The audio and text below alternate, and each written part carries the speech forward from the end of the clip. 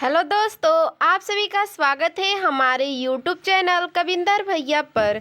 तो दोस्तों, आज हम लोग कक्षा 8 का हमारे आदर्श से पाठ 35 पढ़ेंगे। हमारे पाठ का नाम है हमारे वैज्ञानिक।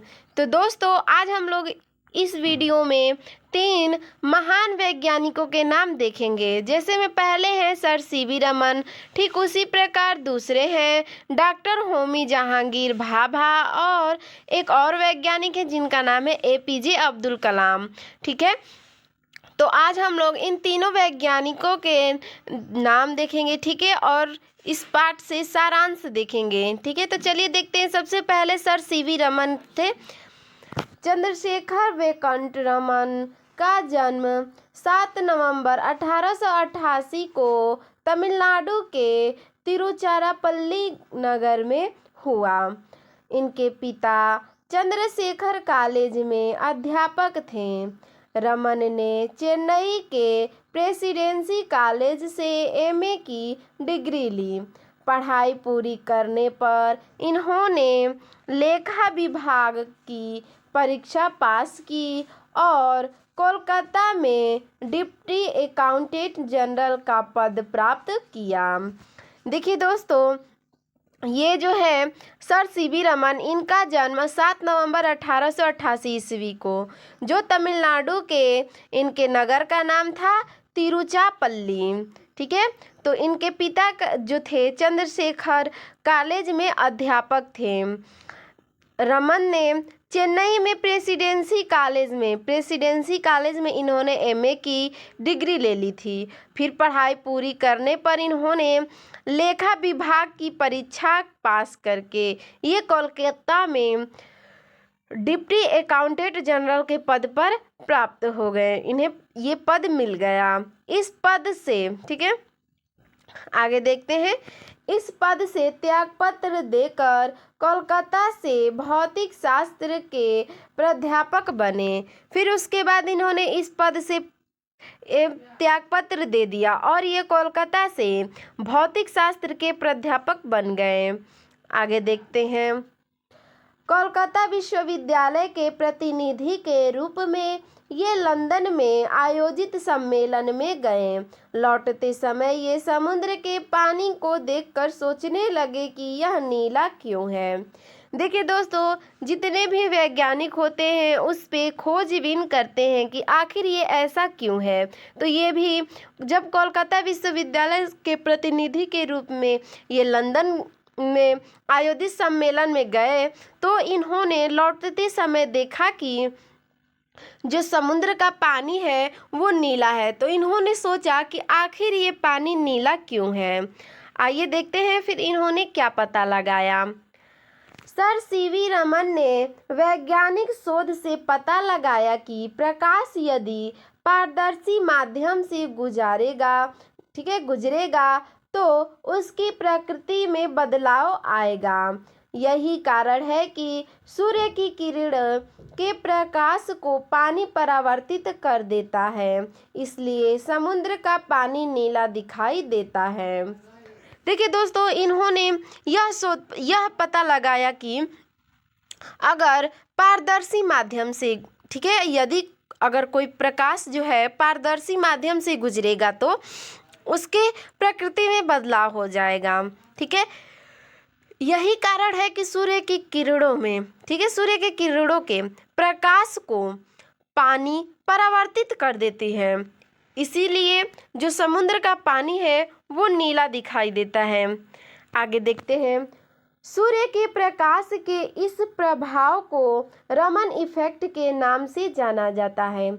ये जो सूर्य का प्रकाश के जो ये प्रभाव है, इसको रमन इफेक्ट के नाम से जाना जाता है। ठीक है, रमन की इस महत्वपूर्ण खोज के लिए सन 1930 ईस्वी में भौतिकी के क्षेत्र में इन्हें नोबेल अंतर्राष्ट्रीय पुरस्कार से सम्मानित किया गया। सन 1943 ईस्वी में रमन ने बंगलौर के निकट रमन इंस्टीट्यूट नामक संस्था स्थापित की।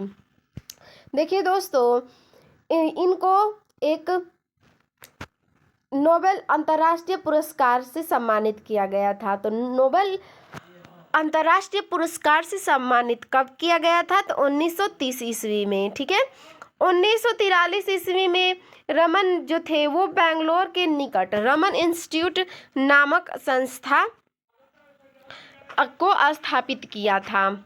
आगे देखते हैं, ये इस संस्था में 27 वर्ष तक कार्य करते रहे। 20 नवंबर 1970 में उनका निधन हो गया।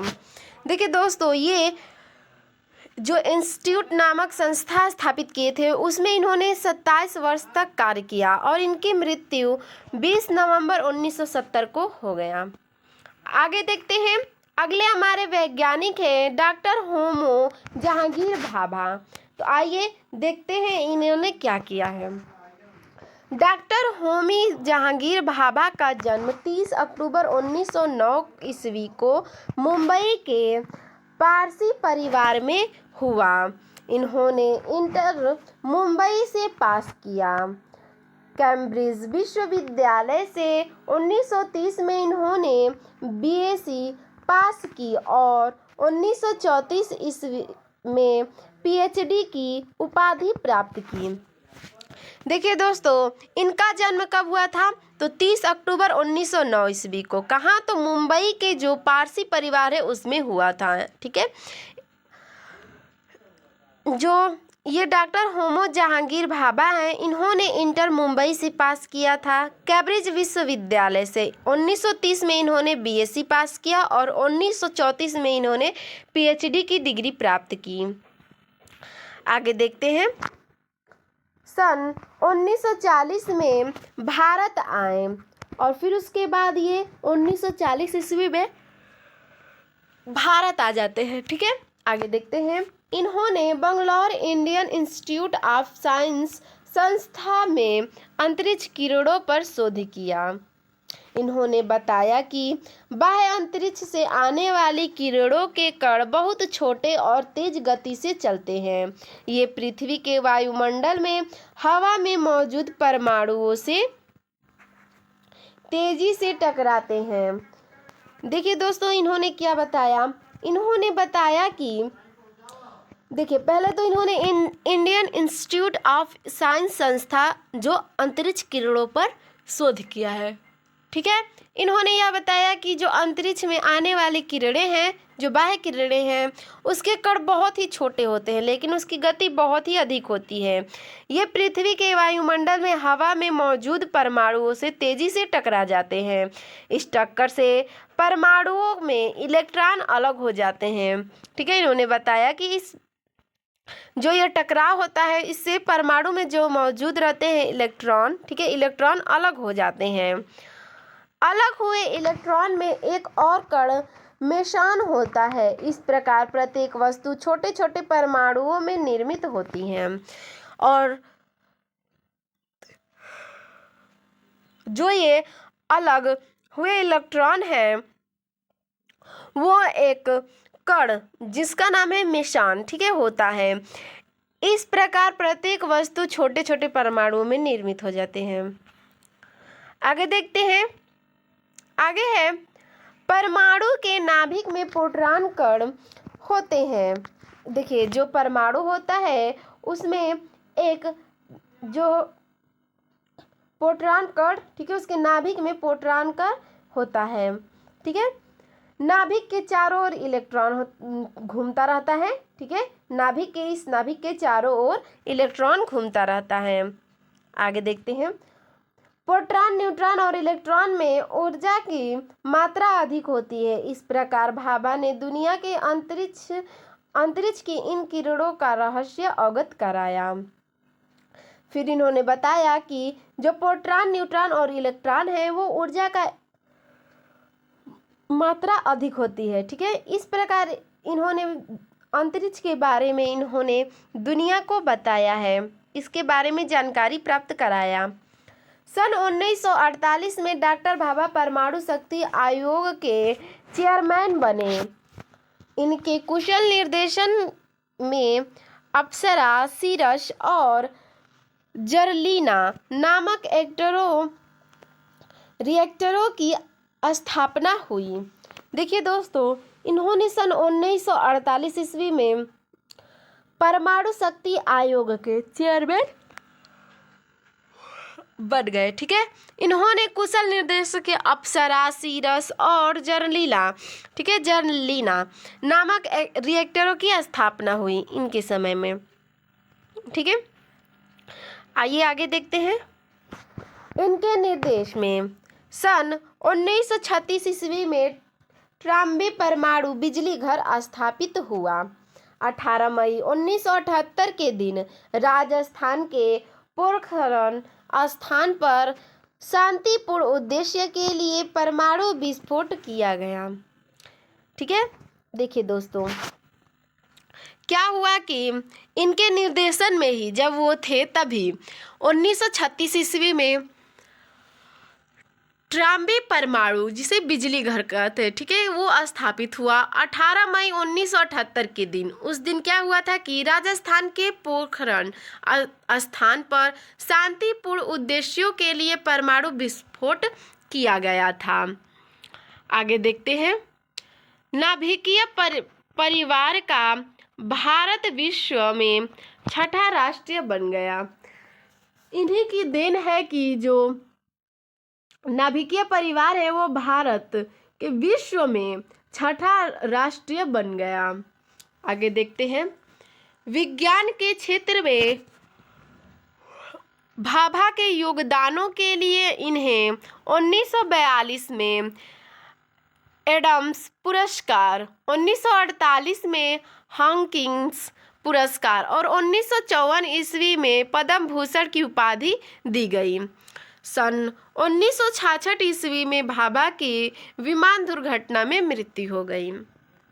देखिए दोस्तों, क्या हुआ था कि 1942 ईस्वी में इन्हें एडम्स पुरस्कार मिला, 1948 ईस्वी में इन्हें हॉकिंस पुरस्कार मिला और 1954 ईस्वी में इन्हें पद्म भूषण से की उपाधि प्राप्त हुई। क्या इनकी मृत्यु 1966 ईस्वी को एक विमान दुर्घटना में हो गई थी। अगले देखते हैं, हमारे अगले हैं डॉक्टर APJ अब्दुल कलाम। आइए इनके बारे में जानकारियाँ प्राप्त करते हैं।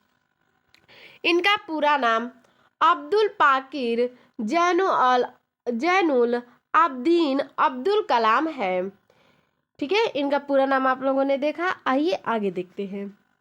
इनका जन्म तमिलनाडु के रामेश्वरम में हुआ। इन्होंने तमिलनाडु से ही BA की परीक्षा पास की। देखिए दोस्तों, इनका जन्म तमिलनाडु के रामेश्वर जो स्थान वहाँ पे हुआ था। ठीक है, इन्होंने तमिलनाडु से ही BA की परीक्षा पास की थी। ठीक है, BSc की परीक्षा इन्होंने पास की थी। इसके बाद Madras institute of technology Chennai से इन्होंने इंजीनियरिंग की परीक्षा उत्तीर्ण की। फिर उसके बाद इन्होंने मद्रास में, ठीक है, चेन्नई जिसे कहते हैं इंस्टीट्यूट ऑफ टेक्नोलॉजी, इन्होंने इसमें इंजीनियरिंग की परीक्षा उत्तीर्ण की अर्थात पास की। इन्होंने वैमानिकी इंजीनियर में विशेष योग्यता प्राप्त की। वैज्ञानिक के रूप में सफर करते हुए ये सन 2002 में भारत के 12वें राष्ट्रपति चुने गए। ये 12वें राष्ट्रपति कब चुने गए? तो 2002 ईस्वी में। ठीक है, आगे देखते हैं।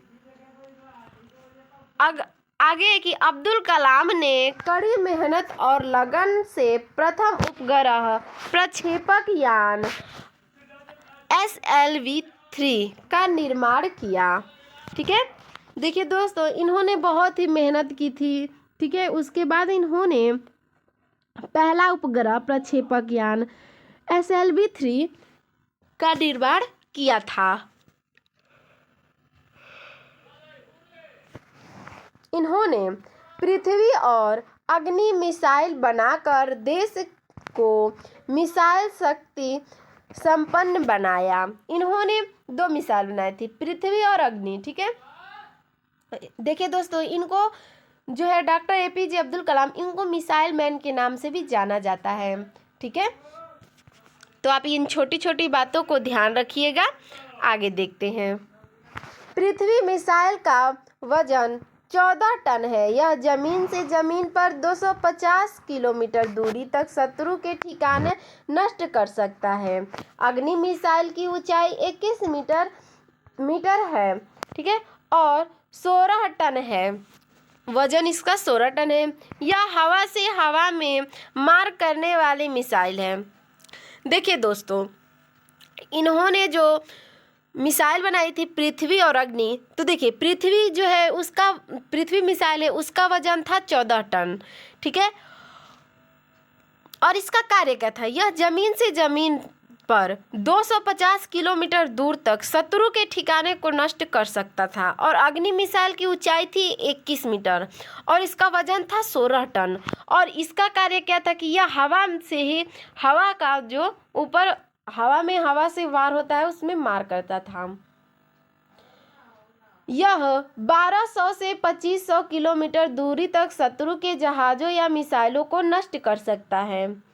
देखिए दोस्तों, ये जो है मिसाइल, ये 1200 से 2500 किलोमीटर दूरी तक शत्रुओं के जहाज़ों और मिसाइलों को नष्ट कर सकता है। इन मिसाइलों का उपयोग आक्रमण होने पर देश की रक्षा के लिए किया जाता है। ये जो मिसाइल है इसका उपयोग कब किया जाता है, तो जब अन्य देश से आक्रमण होता है तो अपने देश को बचाने के लिए इसकी उपयोग किया जाता है। वर्ष 1998 ईस्वी में पोखरण परमाणु विस्फोट का श्रेय अब्दुल कलाम को ही है। इन्हें देश के सर्वोच्च सम्मान भारत रत्न से सम्मानित किया गया। ठीक है, तो देखिए दोस्तों, जो पोखरण परमाणु विस्फोट हुआ था 1998 में, इसका श्रेय केवल और अब्दुल कलाम को ही जाता है। ठीक है, इनको भारत रत्न से सम्मानित किया गया था। तो दोस्तों, आपको हमारा यह वीडियो कैसा लगा हमें कमेंट में ज़रूर बताइएगा। धन्यवाद।